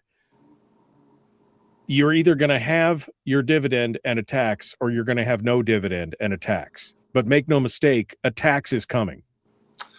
Yeah, 100%. And I think Carpenter made a comment the other day on a thread that we were debating back and forth, and he said something like, when did small government, limited government people become, you know, limited government conservative Republicans? When did we become no tax Republicans? And the answer is as soon as the PFD, or the PF rather, started funding government, right? Yep. That's exactly it. I mean, because you're right. When did small limited government people become no tax people? Because there is no small limited government without some form of revenue, and that revenue has to come from someplace, whether it's an oblique tax, a hidden tax like taking the PFD, or whether it's an overt tax like a sales tax or an income tax or something else. Something has got to fund the government, and we've completely lost that connection. And we've completely lost our minds, quite honestly. This tax aversion in the state has led us to this, has allowed it to reach this point because we became so tax averse to the point of hurting ourselves. And that's the thing. You know, limited government does not mean I don't like taxes. You don't like taxes. But the thing is, a smaller limited government still has to be funded, and that takes taxes. Right. And, you know, people, I'm debating and talking to people all the time, even right now, that are upset that, McCabe voted against the BSA increase. And I'm thinking, yeah, okay, but you live way up there in the boonies, and who's going to plow the roads? I mean, I could increase the BSA to $1,800, or or increase it $1,800. We could even go to $13,000, which I've seen some reports say we need to go to per child, which is almost double. We could go that high. That's great. You know, then we can educate our kids, but we can't get them to school because we can't afford to plow the roads. So, right. You know, we're dealing with a limited pot of money, and we need to be a little bit pragmatic, and we need to understand, you know, every lever that we need to pull creates another lever that kind of slides in a little bit, you know. So, till we get more revenue in the pot, or until we cut out the fluff, we're going to be in trouble. Kevin McCabe, our guest. One final segment dead ahead. We got to go. The Michael Duke Show. Common sense, liberty-based, free-thinking radio. Back with more right after this.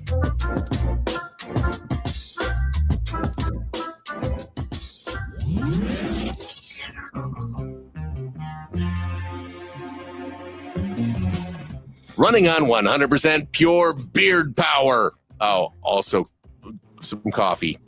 We dip our beard in coffee. Nice beard. The Michael Duke Show. Okay, we're in the break. Kevin McCabe, our guest. Frank says, you're far from a Liberian, MD. I am far from a Liberian. I'm not a Liberian. I'm an American. But he's trying to say that I'm far from a libertarian, which, I mean, I guess some people just aren't libertarian enough. That's for sure. Barbara said, the permanent fund dividend ensures money is dispersed based on population, not on political seniority of legislators. I think that kind of gets to the crux of the matter, right? Because the seniority of legislators gives them ultimate control of all that stuff. And that way it's politically dispersed instead of just based on population, Kevin. Sure. And that's, you know, that's an important facet of the whole conversation is, and some of them that are in senior positions might think the PFD on an individual basis is less important than programs that they have designed or are using to support their villages or their area. And, you know, that's the whole we know how to spend it better than you do mantra. Yeah, absolutely. And then Sunday said, cut back on spending. Sunday, I've been preaching. Have you been listening? 25 years I've been preaching the cut back on spending. The problem is there's no political will. There's no political will in there. Alexi Moore is in the chat room. Rep Alexi Moore. Cut, run amendments to do so. We try to do our best. Being in the minority gives us the opportunity to make noise, but not real decisions. But we'll slow the spending where we can and advocate for what matters. Everything Kevin is saying is spot on. We need more revenue and real cuts. And I agree, we need cuts. But again, Lyman Hoffman, senior senator, says we just can't cut anymore. That's been the mantra for years. We just can't cut anymore. So, well, if you remember last year, it's not going to work. Go ahead. I'm sorry. If you remember last year, Senator Hoffman said in a press conference at one point, very, very clearly, he said, "Do not bring me any more spending. Do not bring any more programs." And so I think what he's saying this year is, "Hey, I said it last year, and you guys failed." We put $12 million towards public health, right at the end that the governor fortunately vetoed. But we have all or mental health, public health's the wrong word, mental health, I guess, programs, which we all know are going to go towards Anchorage and probably be focused on the homeless problem, right? So he clearly said that almost throughout the entire session, and nobody listened to him, right? Right, so, right. And because the gravy train's running, Kevin. The gravy Sure. train is running. We got to do it. It comes from our constituents. I get emails all the time and people in my office that are talking. I don't ever have anybody come in my office and say, "Hey, you need to cut spending." What I do have is people that come into my office and say, "Hey, I need this amount of money for this or that amount of money for that." And try to make some of them, are like, "Hey, we really don't have an ask, but we need you to understand how much money transportation is costing in this district." Or how do we as legislators, how do we broadcast that? How do we make people understand how much government actually costs? And I think outside of the governor's plan, and I'm not a fan one way or the other yet, because it all depends on a certain number of things running together, much like the fiscal policy working group. But outside of that, outside of a tax, outside of it being painful for all of us, how do we convince Alaskans the price of government, the price of a DOT that manages to the Parks Highway and Right. Alaskans just don't understand what the cost of government is, and we've failed at that. It's frankly. Yeah, well, and Rob makes the valid point. Too many voters benefiting from state spending, not enough voters pushing back on the spending. And maybe that's what it's going to take, Kevin. Maybe it's going to take a complete, implosion. Maybe it's going to be that the PFD is completely gone and we have a tax on top of it. And then maybe people will start paying attention. I don't know. I mean, again, I've been harping on this for 25 years and nothing is changing right now. I don't know what the answer is, but I know that we can't keep doing what we're doing right now. We can't keep away. Yeah, the answer is we don't gut our spending or You got 52 seconds. Go ahead. Yeah, the answer is we don't gut the revenue producing things like ADA, number one. The answer is we don't shut down projects that will produce revenue and resource development projects that will bring revenue, diverse revenue into the state. We don't shut those down. We get the revenue moving in the right direction. We put a cap on our spending. There's a number of things we can do, but everybody's got a different agenda. Everybody has their own. We need to save the salmon. We need to save our trees, and we have been put in a box, and it's going to be tough to get out of. All right, we got to move here. We got one final segment here. We'll give Kevin free reign when we get back. The Michael Duke Show, common sense, liberty-based, free, thick, and radio. Let's do this thing. Here we go.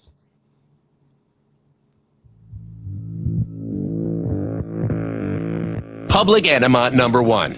Oh, wait, sorry. Public enemy number one, which makes more sense. On the other hand, he's a little bit of a pain in the Michael Duke Show.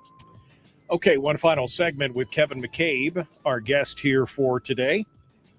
We've been talking about the session, the budget, his articles on leadership. I want to give him a little bit of free rein here and give him a chance to talk about what he's focused on, what he thinks is important, what we need to be doing, what can we, the public, help on.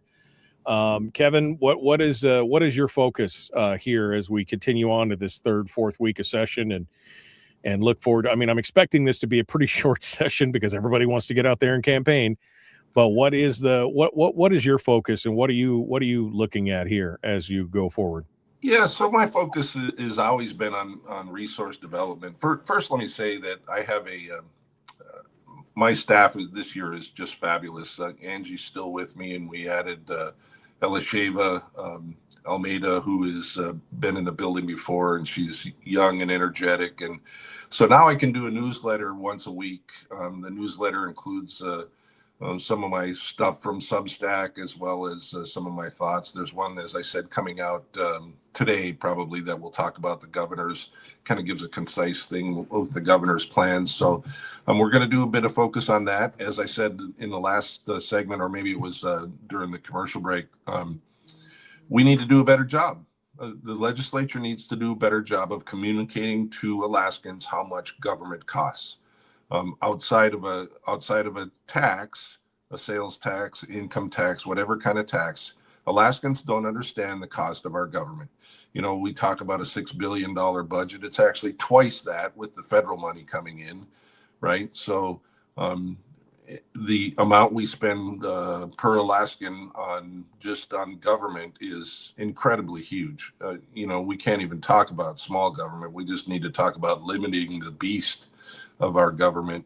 And how do we do that? How do we do that and still develop our resources? How do we limit the size of the DOT budget when I'm out there asking people for $290 million to complete the Point McKenzie rail spur so we can get Port McKenzie online, so we can get more resource development in, so we our resource developers or miners and our resource extraction companies have a way to get their product to market, right?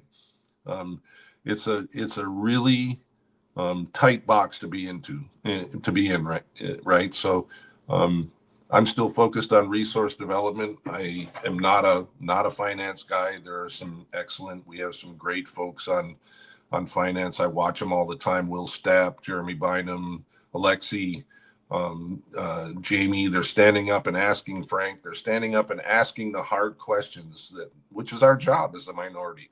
Where is the money going to come from for this? And you know, and is there a return? Is there a return on investment? And it's up to us to figure out that return and figure out if we can afford it. I think the governor has recognized that we have a 5-year window where things are going to be really tight, actually, before Willow and Pika and maybe the natural gas line are all online and producing revenue to fund our government.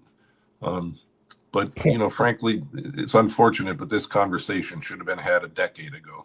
Well, and the problem is that even Willow and Pika and the other projects coming online, I mean, Brad is, you know, broken that down. You look at it, you know, you're getting 40% more production, but you're getting 30 or 40% less revenues from those things. You know, the gas line, how much that's if it gets built. But at the same time, the governor's also proposing to reduce the taxes on the gas line to down. So, I mean, it's all if come at this point. We can't continue to do pie in the sky. And like you said, even if legislators asking the question of, do we get a return on investment? You know, where is the money coming from? Do you get a return on investment? The bigger question should be, is that something that government should be doing? Is it a function of government? I mean, maybe it's nice to have, but is it a must have? I mean, we got a $500 million supplemental budget. How are we going to pay for that, let alone this coming year? Yeah, 100%. And in many countries, I had a discussion the other day with the CEO, actually, of one of the companies that does business in Alaska, and he was talking about being based for 4 years in, I think it was Dubai or somewhere over the UAE. And he said the government funds everything over there, all the big projects. They know that the companies can't afford to do $1 billion. I think we heard yesterday that the 270 or 280 miles of Ambler Road, which is, you know, Ambler Road is required by ANILCA, actually, that we develop Ambler Road, that could be $1 billion. So what company could afford to go out there and just spend $1 billion building a road, right? And so a little bit of it has to be, has to have some sort of government help. And we have an instrument in our government here in Alaska called ADA that can help with that. They can put together public-private partnerships, and they can help with loans. And there are other groups out there, Penwar and others, that can help put these together. But there's so many people that are focused on taking ADA down, or we don't want to do business with Penwar because they have a Canadian component to them. You know, we certainly, my goodness, we can't fund outside globalist.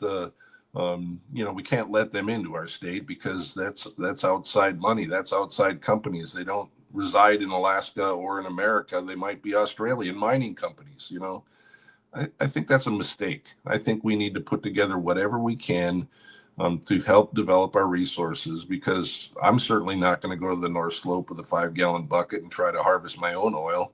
Right. So we have to have companies that we can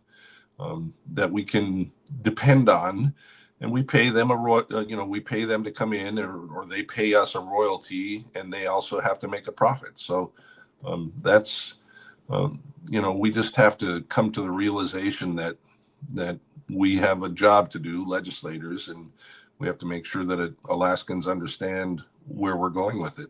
We got less than 2 minutes here, about 90 seconds. Final thoughts for today, Kevin. What are we focusing on this week? What can people do to help? What do we need to do?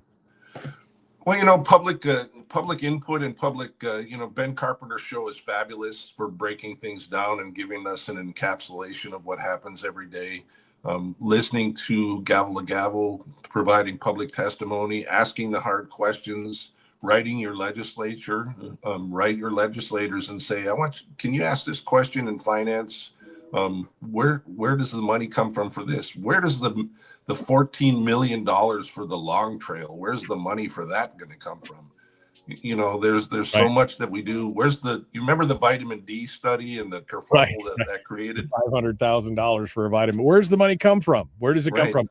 And should we be doing it? That's the bigger question. Where does it come from, and should we be doing it? I think those are the questions that everybody should be asking as we go through. All right, we're out of time. Kevin McCabe, thank you so much for coming on. Thanks for writing a great article and for keeping us up to speed. We appreciate it. We look forward to talking to you again here soon. Okay, thanks, Michael. You have a great day. You bet. Hold the line for a second. Folks, out of time. We got more coming up tomorrow. The Michael Duke Show. Common Sense Radio.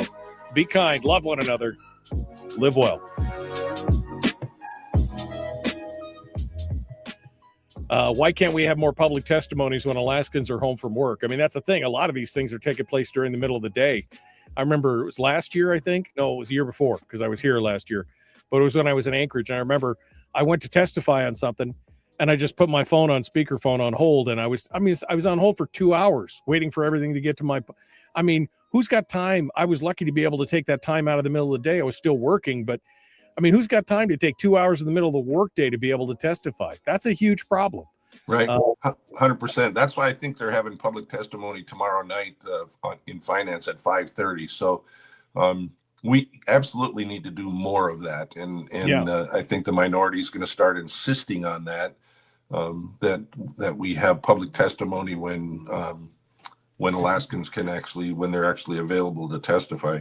Yeah. Final thoughts for you, Kev. Anything we didn't hit on, or anything that you need to, that, you wanted to expound on before I let you go? There's just, there's so much going on. And we are, once again, in Alaska, we are poised on the razor thin edge of greatness. And are we going to shrink back and make us a really small 400,000 people population state with the out-migration we've had and just become a federal park for people? Or are we going to be the resource development state that we have? The potential is amazing for Alaska with the trillions of dollars of resources in the Arctic, we have so many resources that people don't understand, and Yeah. we're just not we're not developing them. And that's my focus is, frankly, is resource development. Others are focused on the finance and. And I wanted to thank you for your commentary on the residency bill the other day, because I thought it made a lot of sense what you were talking about. And I think a lot of times they get into too big a brush, and that residency with 180-day residency and people who are going in and out, snowbirds, et cetera, et cetera. I just think I think that's problematic. So I appreciate your position on that. Yeah, well, thanks. It's actually a lazy way to do a bill. It's lazy, just depending on the residency requirements for the PFD. They could have done it a much better, much easier way that doesn't affect so many people like you're talking about that are snowbirds. They're 80 years old. They've lived in Alaska all their lives. They might be a native, and they go outside to, be with their kids in Arizona for 6 months, and they want to come back and go hunting. And now we're saying, well, you need a non-resident license and a $1,500 moose tag. Right. That's not right. Yeah, no, I agree with that. So anyway, thank you for that. I appreciate that. All right. Out migration is also inevitable, says Kim. Whew, man, we're getting dark around here. Getting dark. I mean, again, taxes are inevitable. Out migration is going to happen because of that, because they don't care about the private economy. And like Kevin says, eventually it'll just be all government workers. It'll be a big circle jerk where everybody just pays to pay themselves the wayside, and that may be what they want. I don't know. Kevin, thank you for coming on board, though. Appreciate it. Appreciate you and the work you do out there. Thank you. You bet, Michael. Sorry if that was a Debbie Downer. No. It the truth hurts sometimes. That's what happens. And we gotta pay attention to it. Thank you so much for coming on board. Kevin McCabe, our guest. All right, folks, that does it for us today. We are out of time tomorrow. We'll be talking about the Senate press conference, and then we'll have Ben Carpenter on board as well. The Michael Duke Show. Common sense, liberty-based, free-thinking radio. We'll see you guys tomorrow. Have a good day.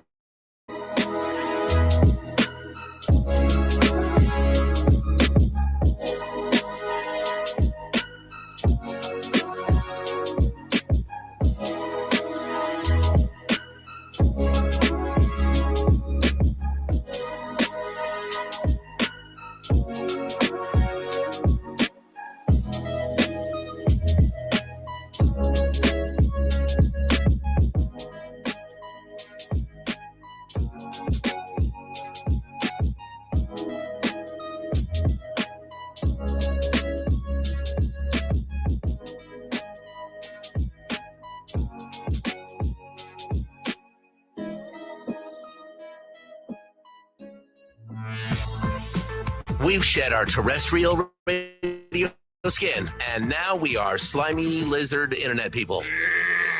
It's the Michael Duke Show.